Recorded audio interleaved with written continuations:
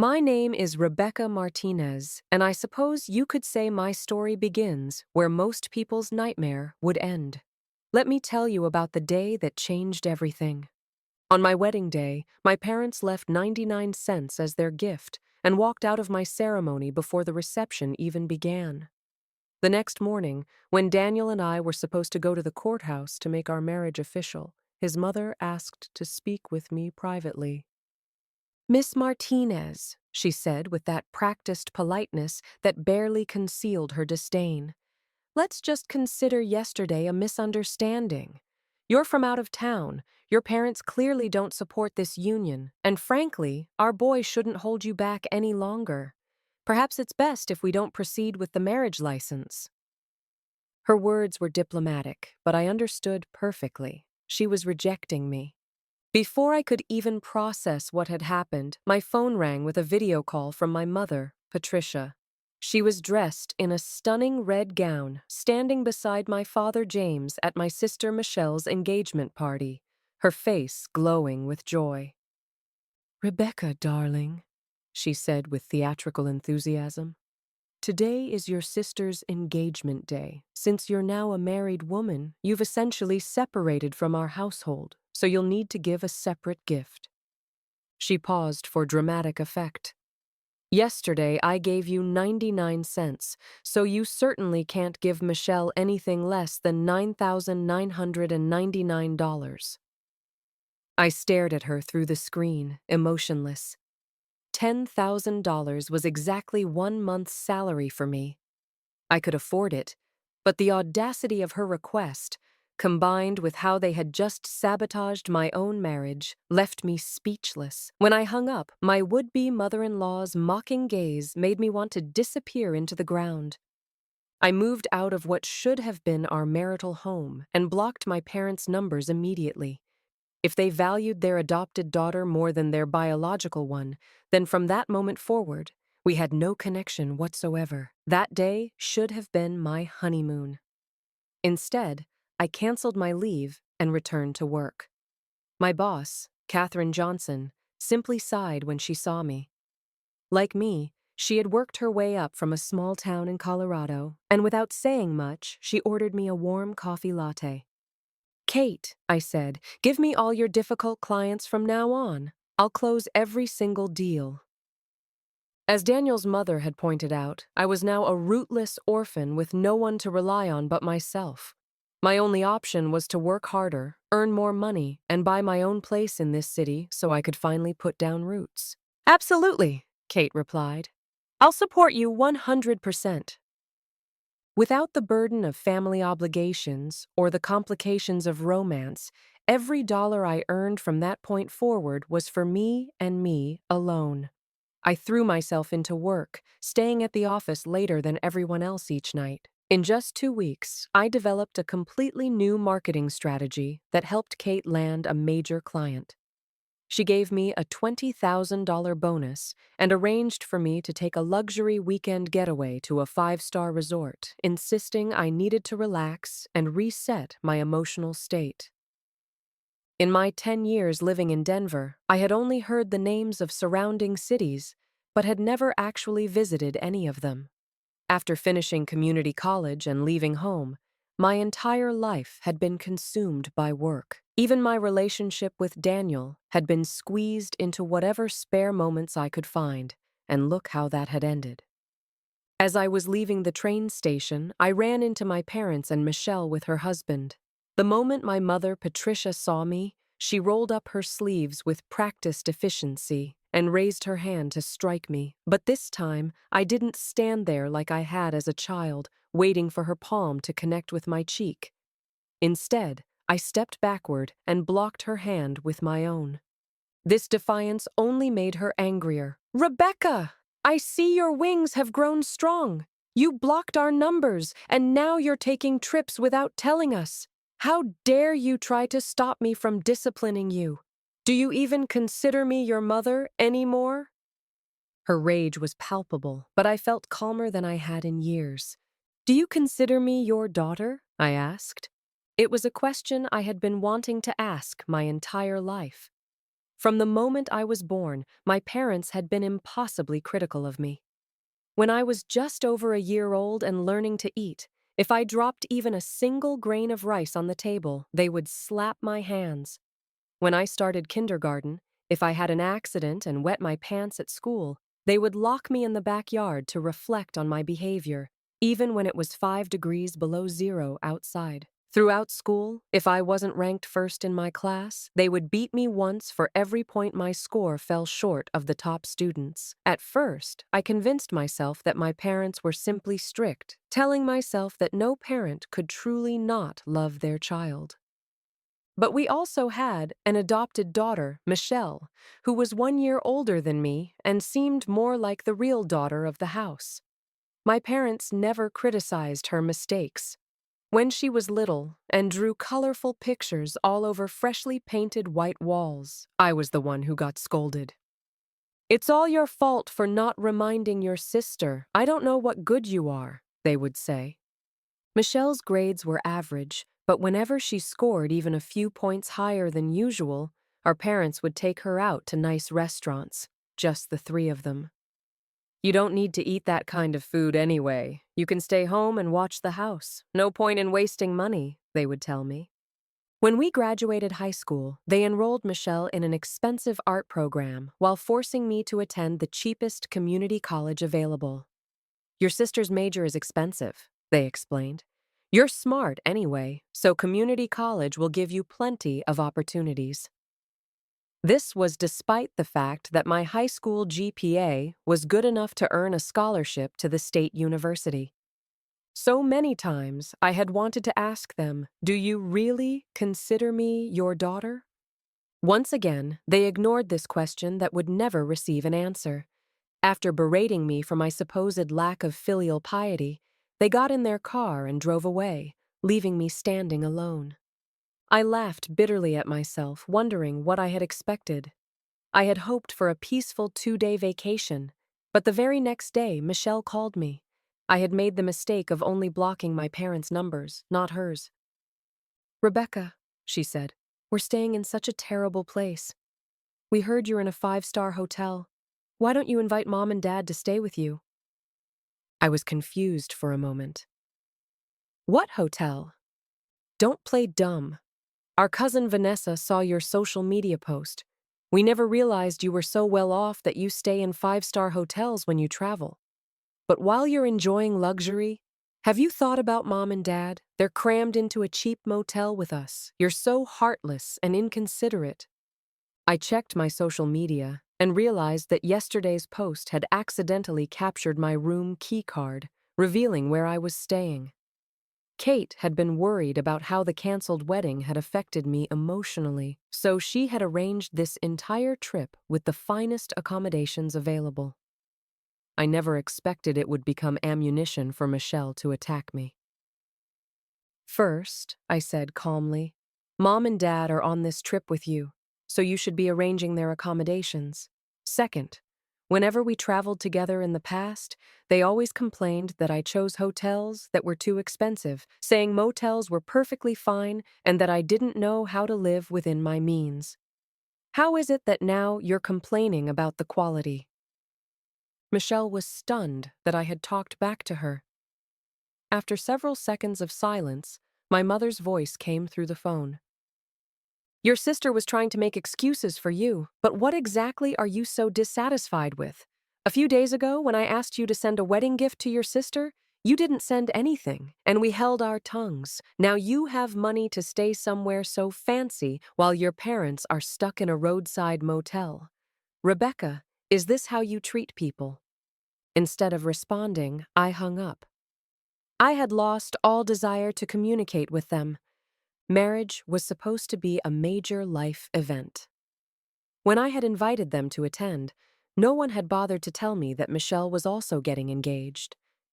My parents had enthusiastically agreed to come and even promised to bring $100,000 for my wedding expenses. At the time, I truly believed that despite everything, they were still my biological parents and must care about their biological daughter.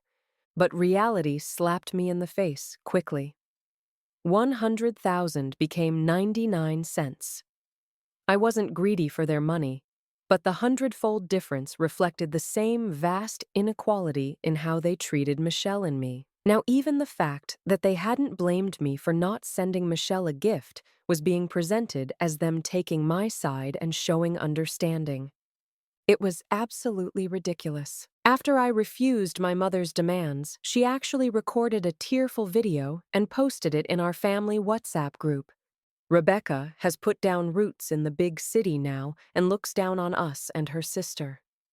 We're traveling together, but she's staying in a luxury hotel that costs over $1,000 a night, while her poor father James and I are stuck in this little motel. Daughters grow up and start thinking about their husband's family. I guess we raised her for nothing. I watched her performance calmly, then realized they still didn't know that their early departure had sabotaged my wedding. After various relatives finished helping my mother criticize me, I finally replied with a single sentence that immediately silenced the group chat. This trip was a company reward for my performance. Also, thanks to your actions, the wedding fell through. Within 2 minutes, several 60-second voice messages appeared. I knew you were an unlucky girl, not blessed like your sister. Daniel was such a good man, practically a gift from heaven, and you still couldn't hold on to him. You must be too lazy and stupid for his family to reject you, and you want to blame me and your father. We raised you all these years. Instead of being grateful, you blame us for everything that goes wrong. I didn't listen to the rest. I typed back, you promised $100,000 for my dowry, but only gave me 99 cents. I'm returning it now. That should be enough for you to stay wherever you want. Since you're so dissatisfied with me, let's cut ties permanently. From now on, whatever happens to you is none of my business. I transferred 99 cents to her account, then left the family group chat and blocked all the relatives from both sides of the family. After completing all of this, I sat there for a long while, only then noticing that my hands were trembling. Tears fell and splashed on the floor, but I felt no regret. Having severed all connections with my family, I focused entirely on my work. To reduce commuting time, I rented a basement apartment near my company. It was much cheaper than my previous place, though the environment was worse and the lack of windows felt depressing. But watching my savings grow day by day made all the discomfort worthwhile. I also picked up a hobby from my college days, writing novels. It turns out that suffering really is the foundation of creativity. During breaks from my relentless work schedule, I published a novella that unexpectedly became a huge success. When I saw the notification in my author dashboard about a major streaming platform purchasing the screenplay rights, I jumped up in excitement. This additional income brought me even closer to my goal of buying a house. But fate has a way of bringing enemies together. On the one rare day I took off to look at houses, I encountered my parents and Michelle with her husband at the sales office. They were reviewing contracts and discussing something. This is Mom and Dad's retirement money, I heard my father say. Don't worry about anything. As long as we're here, you two will never have to worry. We just want you both to be happy. Michelle was buying a house in Denver with my parents' money? Where did they get so much money? The development I was looking at had houses priced at nearly $30,000 per square meter. The smallest unit was 950 square feet, which meant a house costing $300,000. My mother had secretly saved that much money? But what had they told me before? Rebecca, Mom and Dad have spent a lot of money raising you for over 18 years. Now that you're grown up and we're getting old and can't earn money anymore, you should start contributing to household expenses. From then on, I paid $1,500 a month for utilities and property management fees on my $1,800 starting salary. After paying these expenses, I barely had money left for anything else. My parents had once ignored their struggling biological daughter after graduation, while secretly saving hundreds of thousands of dollars to buy their adopted daughter a house in the big city. My heart felt like it had been thrown into a vat of acid, instantly corroded and full of holes. "Mom, we can't let you spend all your retirement money," I heard Michelle say. "What about Rebecca? When the time comes, you can pretend to be sick and ask her for money. She's tough on the outside, but soft on the inside, and still cares about you." I stood at a distance, listening to Michelle strategize about how to drain my bank account while my mother praised her cleverness. "You're so clever. Rebecca definitely has money. I'll figure out how to get it from her to buy you this house." I fled like a fugitive. In this unfamiliar place, I had nowhere to go, so I wandered aimlessly through the streets while my mother's demonic whisper echoed in my ears. When I returned to my cramped basement apartment, I fell into a hazy dream. In the dream, there was no Michelle. My mother and father only had me as their daughter. They eagerly anticipated my growth and celebrated every one of my achievements. The dream was sweet, and in it, I was happy. But dreams must eventually end. 3 days later, I received a call from an unknown number. "Rebecca, I finally reached you. This is your Aunt Susan." "What do you need?" "You really are too stubborn, child. No matter how wrong your family might be, you can't treat your parents this way, blocking everyone. What kind of behavior is this?" "Is there something specific you need?" My mother had probably sent her to trick me, or perhaps for money, they had deceived the entire family. "Yes, I'm calling about something important. Your mother is sick. No matter what, as her daughter, you should come back to see her. She's your biological mother after all." "Really? She's not pretending again to trick me, is she?" Aunt Susan gasped, then started yelling at me. "Your mother didn't want me to call you, and now I see why. You really are heartless. You've been holding a grudge over a few $1,000s for so long. Your mother has cancer. If you don't come back to see her now, you'll only be visiting her grave later." Aunt Susan hung up angrily, and I took the day off. One day. Whether she was faking or not, I wanted to put the past behind me once and for all. I would no longer care about money or my parents' love. From now on, I would focus only on myself. My hometown, Pueblo, wasn't far from Denver, but it was just a small 18th-tier town. Although it had train service, the economy had never developed.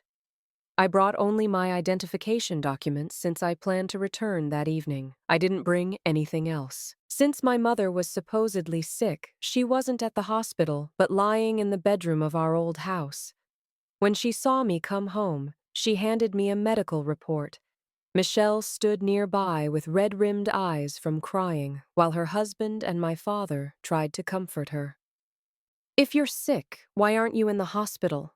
I asked, casually setting the medical report aside and sitting on a small stool nearby. That little stool had always been reserved for me. In this house, I had never been given a proper chair, and no one had ever cared. "Go to the hospital. Where would we get the money? Your mother has cancer. This isn't just a common cold." My father, James, looked defeated, but when he heard my question, his anger flared. "Is she really sick?" I looked at my mother lying in bed. She was the person who gave birth to and raised me. If they weren't lying to me? "Rebecca, do you think I would joke about my own health? Even if I might, surely the hospital report can't lie." She grabbed the report and threw it at my feet. I picked it up but didn't look at it again. I just asked once more. "Is she really sick?" Michelle stopped crying and exchanged a quick glance with my mother, then suddenly rushed at me, raising her hand to hit me. "We thought you were just cold-hearted, but with Mom this sick, you still think we're lying?" I wasn't a child anymore and wouldn't let her bully me. I stood up and dodged her slap, but I couldn't avoid my father's. "You unfilial daughter." I should never have called you back. That slap left me stunned, but it also made everything clear. I had actually been giving them another chance. Don't hit the child. My mother climbed out of bed and threw herself over me.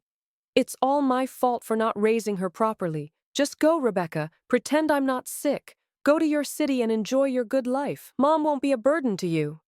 I looked up at everyone present with a mocking expression. Me? Enjoying life? When I graduated, I made $1,800 a month and had to pay $1,500 in household expenses. Eating 2 meals of bread a day was my idea of good living? When I got a promotion and finally earned a little more, you said the house needed repairs and took every penny I had. I had to beg the landlord on my knees not to evict me for being late with rent. That was me enjoying life? When I was dating and getting married, you didn't care at all. You came to my wedding like guests, dropped off a gift check and left. The next day you wanted me to send Michelle a gift. Who in this family has really been enjoying life? As I recounted the past, my grievances could no longer be contained, and tears streamed down my face without my realizing it. I straightened up, raised my head, and wiped away my tears. Back then, you said you'd give me $100,000 as a dowry. I suppose you thought that's all I was worth. Whether you're really sick or faking it today, I'll give you $100,000. I paused, taking in my mother's shock, my father's indifference, and Michelle's dissatisfaction. But I have one condition. I want to legally sever ties with this family and change my emergency contact information. This statement completely shattered any pretense of harmony between us. You want to separate from the family? My mother pointed at me with a trembling finger. Yes, I've had enough. I stood up and sat on the large sofa in the living room, waiting for their decision. After all these years, I was used to the three of them discussing and deciding all family matters while excluding me. This time would be no different. This wouldn't be an easy battle, but I wasn't afraid. My parents called in all the relatives from our hometown. They couldn't understand why I wanted to separate from the family. My Aunt Barbara tried to convince me. Rebecca, there are no perfect parents in this world. You were born and raised by your mother and father. How can you be so willful? Just because your parents treat your sister a little better, you want to separate from the family? I replied, Aunt Barbara, when Grandma favored men over women and showed preference for Dad and Uncle Frank, you complained plenty. Now you're suddenly playing the good person and telling me to be generous? She was stunned by my response. Our grandmother had been dead for years, and without anyone to suppress her anymore, she had forgotten how difficult it was to be an unloved and even oppressed daughter in the family. Uncle Frank saw me arguing cleverly and stepped forward, pushing Aunt Barbara aside. Regardless, your parents paid for your education. They raised you to be successful. Now that you're doing well in the city and your mother has cancer, you want to abandon her? You want to blame me and your father? I looked directly into his eyes, my words cutting like knives. Uncle Frank, elementary, middle, and high school are all public education. Beyond that, they only gave me food to eat, but raising children is legally required. Everything else I wore and used were hand-me-downs from Michelle and your daughter Vanessa. His daughter Vanessa was luckier than me. Her mother treasured her like a precious jewel, buying her endless new clothes, and now they were even sending her abroad to study. I took out my phone and transferred $100,000 directly to my mother's account. At my wedding, you wouldn't even stay to eat dinner. The next day, when his family rejected me, all you cared about was Michelle's gift money. I, Rebecca, am saying this in front of all of you today. I want to legally sever family ties. From this moment forward, I will have nothing to do with their lives or deaths. Mom, Dad, you can't have it both ways. You want Michelle and have given her all your love, but you also want me to give endlessly without complaint. It's impossible. Whether you're really sick or pretending, this is all the money I have. You can do whatever you want with it. After we sever ties, I will never come back. I had never spoken so loudly in this house before. Of course, no one had ever seriously listened to anything I said before either. But this time, this one and only time, they were all shocked by the determination in my eyes. Michelle wiped away tears that weren't there and hugged our parents. Mom and Dad, our little sister has grown successful and wants to make her way in the big city.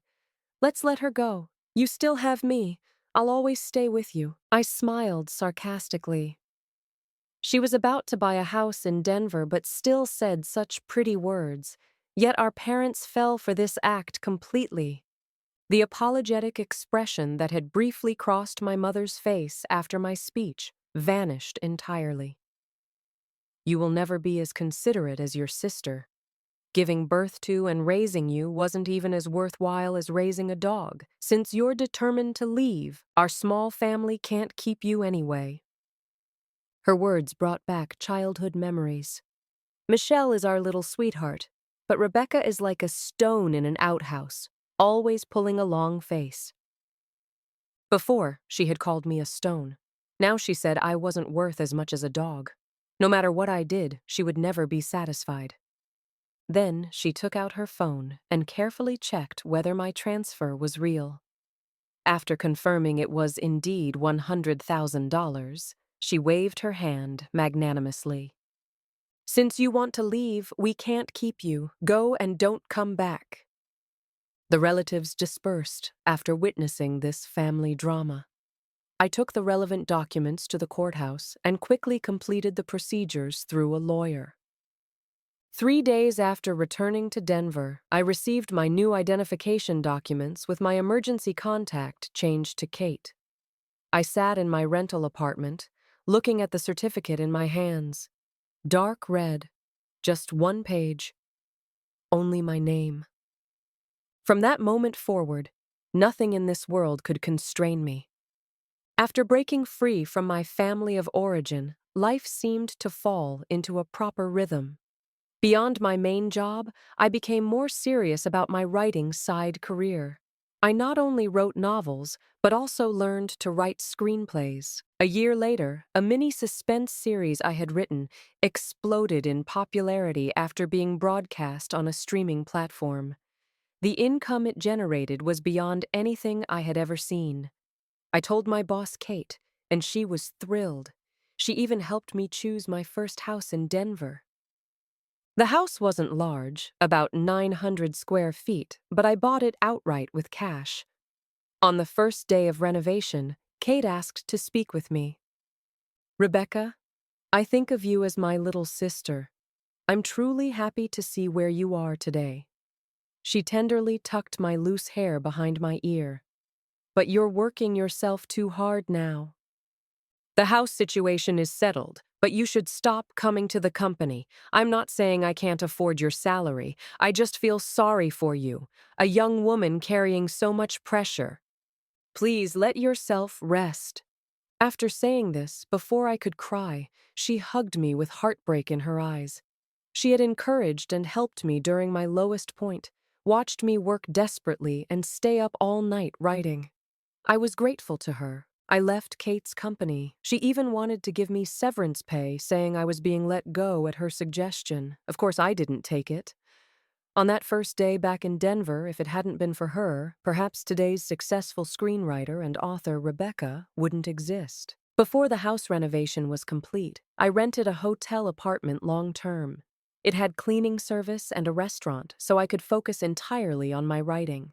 Although I no longer faced the same financial pressures as before, life always offers many other pursuits. Just when I thought my days would continue progressing steadily, a welcome sign appeared in the hotel lobby. Celebrating the wedding of Daniel Thompson and Linda. Reception on the second floor in the Magnolia Room. I hadn't thought about that name in a very long time. Our separation had been abrupt. handled by his mother. I hadn't seen Daniel in ages, but something compelled me to walk to the entrance of the Magnolia Room. A large poster of him and another young woman stood at the banquet hall entrance. In the photo, his expression was neutral, while the girl looked fresh and pretty. Not far away, Daniel's mother was greeting guests. She saw me first, her expression changing as she said something to someone nearby, then walked toward me. Several relatives and friends who recognized me were watching our interaction. Mrs. Thompson looked displeased. "What are you doing here?" I didn't mind her displeasure. As a mother protecting her son's interests, she had indeed hurt me. But I envied Daniel for having such a caring mother. "I live here. I was just passing by and thought I'd take a look." She studied me suspiciously, noticing that my clothes and overall appearance were much more refined and high quality than before. The hostility in her eyes decreased by about 30%, and she smiled slightly. "You shouldn't blame me either. Looking at you now, you seem to be doing quite well. Let's let the past stay in the past. First judge the clothes, then judge the person. If I had still been as poor as before, she probably wouldn't have spoken to me so pleasantly. Of course, I wish your son happiness in his marriage. Goodbye." I turned to leave, but as the elevator doors were closing, a hand reached in to stop them. It was him. "Rebecca, wait."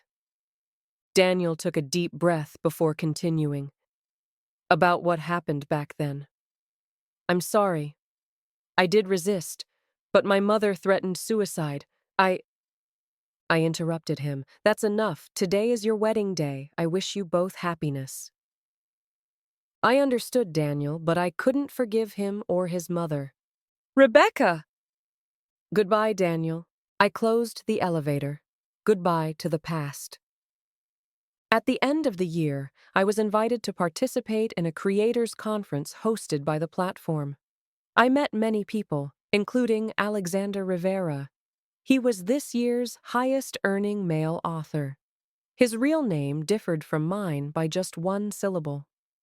"Rebecca, people who don't know might think you're my pen name," he said, raising his glass to invite me to drink with him.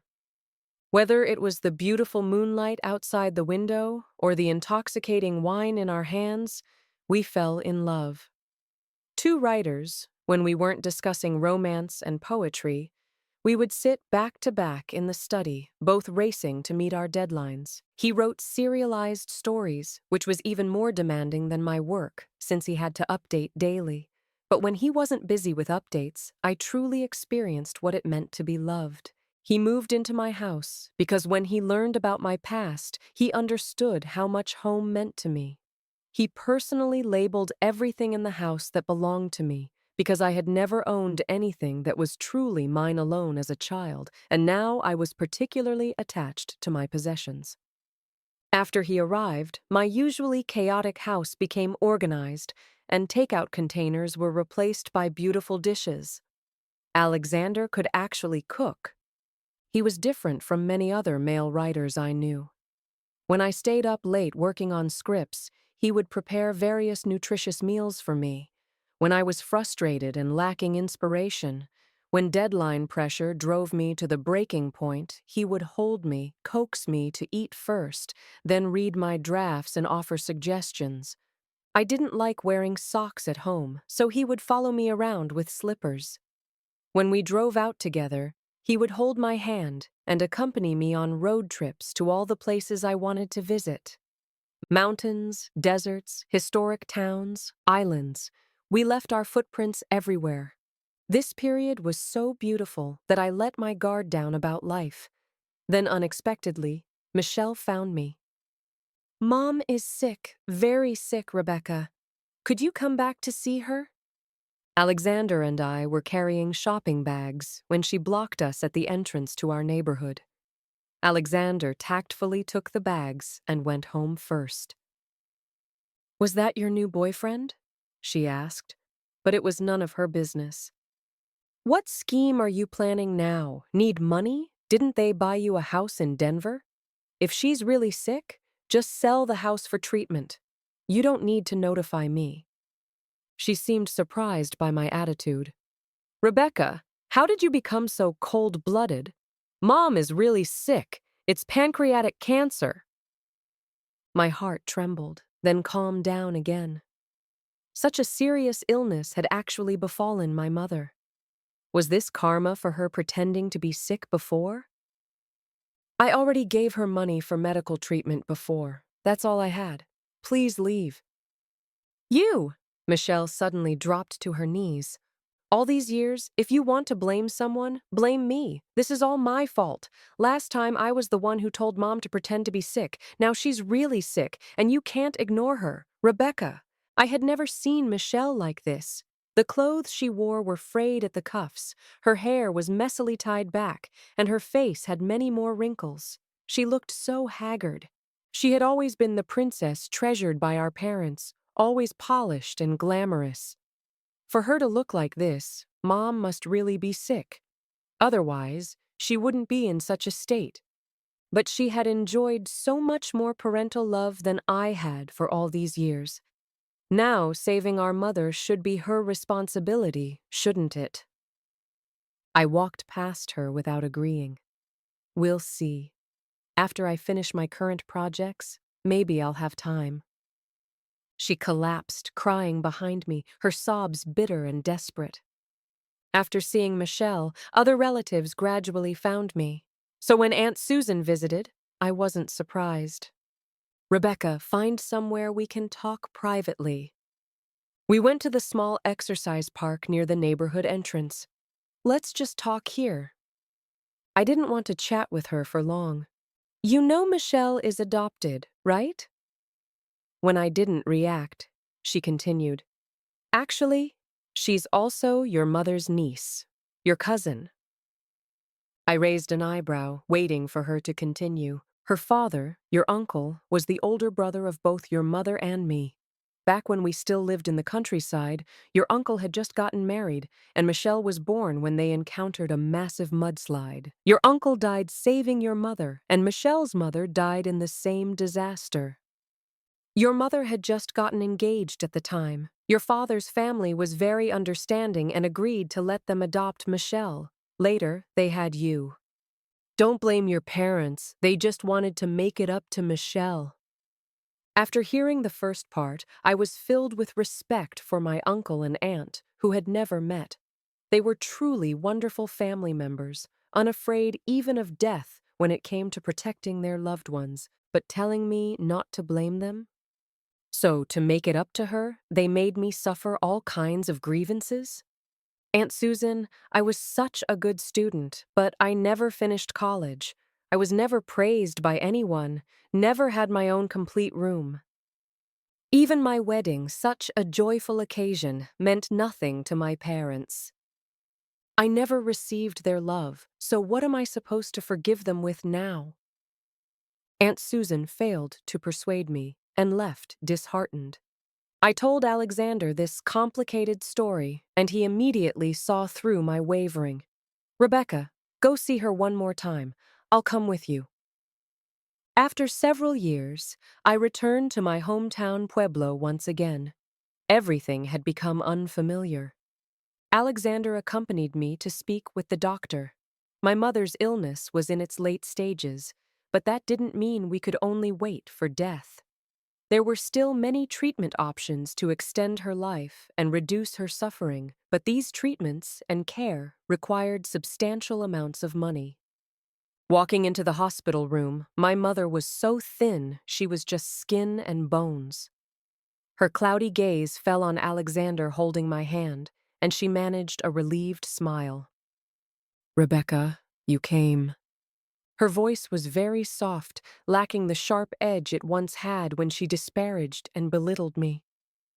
I walked over and sat beside her bed, looking at the hand she extended toward me, but never taking it. I can pay for Mom's treatment. Dad and Michelle exchanged glances, their faces lighting up with joy. I noticed Michelle's husband wasn't there, but whether he was or wasn't, I had to state my requirement today. But however much money I contribute, Michelle must contribute the same amount. Michelle frantically said. I don't have any money. Before, when Mom pretended to be sick to buy you a house, she must have spent hundreds of thousands of dollars. If you don't have money, sell the house. I looked at Michelle. This was my only requirement. If she wanted me to save our mother, she had to contribute the same amount as me. I won't get treatment. Rebecca, don't make things difficult for your sister. My mother on the hospital bed interrupted. I hadn't expected that even when she was so sick she was dying, she would still protect this niece. The life-saving grace of my uncle and aunt had been repaid for so many years. Even at the cost of her own life, she would protect Michelle? Rebecca, it's not that I don't want to contribute money. I really don't have any. After you left, we had the money for the house, but my ex-husband, that scoundrel, tricked us out of it. He told Dad about a great investment opportunity where we could double our money in 6 months. We could use the house money and have enough for renovations, too. We were stupid and believed him. After we gave him the money, he disappeared. Later, we found out all his identification was fake, and even the people he brought to our house pretending to be his parents were hired actors. Michelle finished speaking in one breath, her shoulders slumping in defeat. Rebecca, I've wronged you all these years, but please, save Mom. She knelt down again. It seemed our parents' love for her hadn't been wasted. To save our mother, she had already knelt before me twice. 3 pairs of mournful eyes fell on me, making my scalp crawl. Alexander stepped forward, blocking those gazes. Sorry, we might need to discuss this. He took me away from the hospital room, leaving only Dad James's sighs behind. We found a hotel for the night. That evening, Alexander held me, stroking my hair to comfort me. Rebecca, whatever you decide, I'll be with you and support you. I curled up in his arms, feeling relieved by his understanding. If I save her, would you think I'm weak? Alexander replied, Rebecca is the strongest girl I know. Without parents to protect and guide her, she grew up so well on her own and can now shelter others too. He lifted my face and gazed seriously into my eyes. How could I think you're weak for this? I decided to follow my heart. The next day, I arranged for my mother to be transferred to a hospital. Pueblo was a small place with limited medical facilities, so I brought them to Los Angeles for treatment. Fortunately, my income over the past few years could easily cover these expenses. After establishing my mother's treatment plan, I rented an apartment near the hospital for Michelle and Dad. In the second year in Los Angeles, my mother was able to be discharged from the hospital. As long as she kept up with her treatments, she didn't need to stay as an inpatient. I simply bought a house where the 3 of them could live, which was more convenient. Michelle never dated again. Aside from work, she devoted herself entirely to caring for our parents. In the 3rd year, Alexander and I got married. We didn't invite the 3 of them, but they wrote me a long letter that Alexander delivered to me. Every word was filled with their remorse. My heart ached deeply. I had waited so many years for this belated regret. In that moment, it wasn't forgiveness, but I stopped holding grudges. Now I had my career and my loved one. My parents' attention was no longer my only pursuit. In the 5th year, Alexander and my daughter was born. She was a beautiful girl with eyes just like Alexander's, eyes that knew how to love. We took her to meet my parents. My mother, Patricia, cried, saying our daughter looked exactly like me as a child. I comfortingly patted her back. Too much emotional excitement wasn't good for her condition. In the 10th year, my mother still couldn't hold on any longer. She passed away, and my father, James, followed soon after. My only blood relative left in this world was my daughter. She should be coming home from school now. Outside, the weather is beautiful. Even winter has warm sunshine, and my beloved is watering flowers on the balcony. Seeing me bringing our daughter home, he turned the hose as if to spray us below. The water created a rainbow in the air. "Mommy, look, it's a rainbow!"